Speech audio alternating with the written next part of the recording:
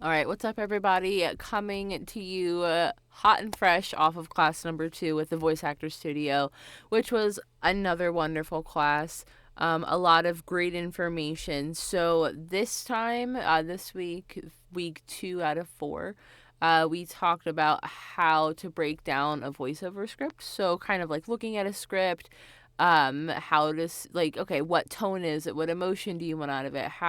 Who are you talking to? Who's your audience? All those kind of things. So, not just reading blah, blah, blah, off of a script, really diving deep into the emotion, because our jobs as voice actors are to make people feel whatever specific emotion that we want them to feel through whatever the script is, whether it's excited or whatever it is, funny, serious, whatever.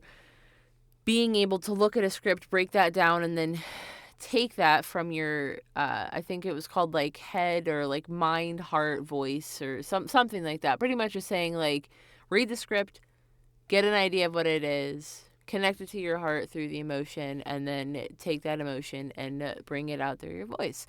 So I thought that was really interesting because like some parts of it I kind of had an idea of, but the way that Mila broke it down and talked about it, really, really helpful just to kind of learn better how to really take a script, digest it, and put it out there in the way that you want it to. We also had the opportunity to script read, so we were provided a couple of different commercial scripts to choose from.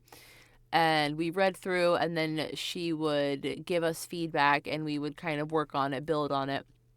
And that helps us kind of work on our skills too of how to take direction and be able to adjust what you're doing and make it something that they're asking for, because you don't want it to be where they're asking you the same thing over and over and over again and you're not doing it. You have to be able to take direction, listen to them, hear what they want, and implement it into your delivery. So we worked on that a little bit as well, which I thought was really helpful. I feel good for the most part about my read. We did a couple of different takes, a little more sassy, a little happier, like brighter. So it's also kind of fun to see too, like, okay, this is how I interpreted it, and then this is how the voice director wants it. And a lot of times there's overlap. It's like, oh, use a different inflection here, or, focus more on this word, or pause here, give this a little bit more of a beat, or like highlight this word a little bit more. So I really enjoyed that. And then last but definitely not least, we talked about tools and equipment and how to set up your home studio, because it sounds like for the most part, voice acting is really an at-home job now. And that's not to say that there aren't people going into booths, but it sounds like more often than not, people are using their home studios, their home booths, which I'm sitting in now. It is definitely not the absolute best studio in the world, but we all start somewhere. So this is where I'm starting with my old college blanket, my old comforter. I have literally shirts safety pinned up, not safety pinned, thumbtacked all over the place, old clothes. I got some squishy little panels, but for the most part, like, this is just where I'm starting. So it's nice to learn more about like the home studio basics and like what do you need and what to look for and what to kind of avoid and all that kind of fun stuff too. So I will say that part made me feel just a little overwhelmed, not in a bad way. It was so much good information, but because it was much good information, my head was spinning a little bit, like, okay, like I have to get this, I have to get that, I have to get this, I have to get that, and like economy is hard right now, you know what I mean? So I got really excited, but then also again kind of like, oh, I still have a long way to go, because I don't think this little dude's gonna cut it. My husband got it for me for my birthday, which I'm very grateful for.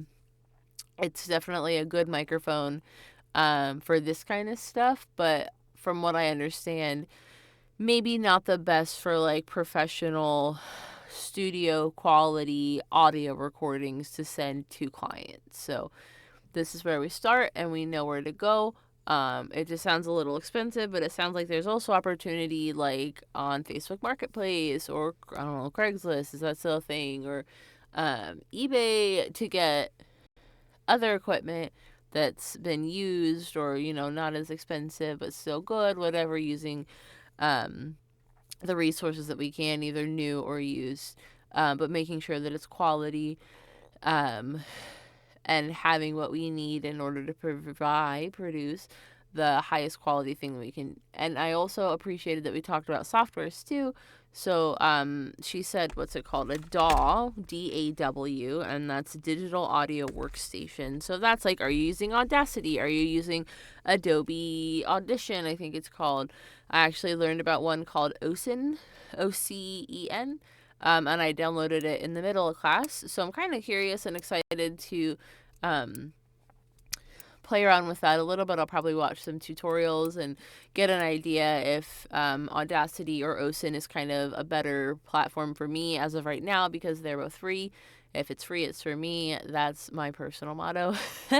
um, so I'm going to play around with that a little bit, but I I still do, the breakdown of all those kind of things too. So a lot of good information, because what I really, again, I think I mentioned this in my last video, but what I appreciated is that last time, and they continue to do this, is when we go through our script reading, they record it and then they send it to us. It is sent in like one big file with everybody's. So I've been taking the opportunity to download those audios files and bring them into, I was using Audacity, like I mentioned, and just cutting out my snippets. So I have my specific audio to listen back to have for reference, all the good stuff too. So probably like tomorrow or this weekend when they send out that file again, I'm going to go ahead and snip around with it. But I'm going to use OSIN this time just to kind of get a feel for it. Because I did a little bit of audio editing when I was in college. But it wasn't like my focus. Like it was just like one little course. I think it's like a winter course. It wasn't even like a full, like long course that I took. It was helpful. It was also a long time ago. So it's kind of nice to get back into it, and I know that this is a skill that I'm going to need to develop. So I'm glad that I'm able to kind of have these like sample audio tracks to use to play around with that and to learn. So I won't make this video super long. That's pretty much the full what's what. I'm really enjoying doing these classes. I really wish I could be in studio. I keep like looking for tickets to Vegas, but they're too expensive for your girl right now, which is okay.